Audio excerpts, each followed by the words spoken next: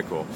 So as you know, DC now has free Wi-Fi in some parts of it, specifically in the National Mall. Can you talk about what's happening there and what your plans are to roll out more access?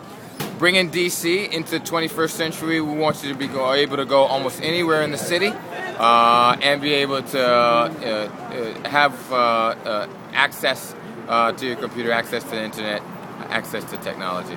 Okay, what's the state of play in terms of connectivity? I know that your CTO is focusing on awards 5, 6, and 8, I believe. Yeah. Is that correct? I'm not sure how far along. Thank you. How far along we are yet, but be glad to get you a briefing. Madigan can get it for you. Okay. And in terms of thinking through the place of science and technology education in the schools, yeah. I know that's been a contentious issue as I've walked and come here to DC. Where do things stand there?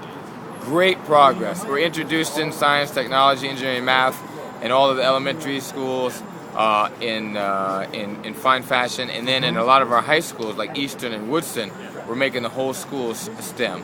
So what you're talking about is really preparing young people for leadership and employment and management responsibilities in the 21st century. I mean, I feel very fortunate in that I have access to a smartphone, so I can use a lot of the mobile data access here. Or talking about the DC circulator schedules going online and open data there. What are some of the ways, though, that people who don't have access to laptops or to smarter phones can get access about what's happening in the city?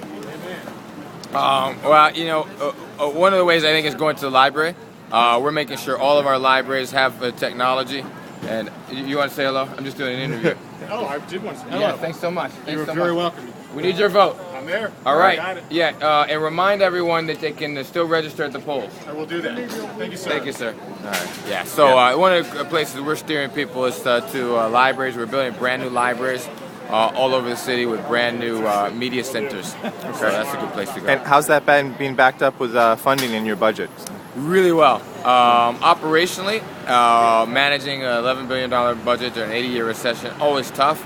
But we've got great people over at the library. Jenny Cooper, great people of our Chief Technology Officer. They've been really been able to make sure that we do more for less.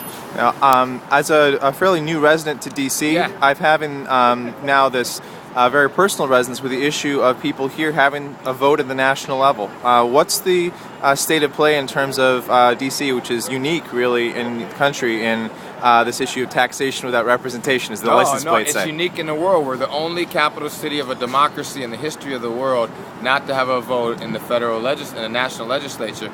But that will change. We've got great support from the Obama administration, real fired up grassroots community.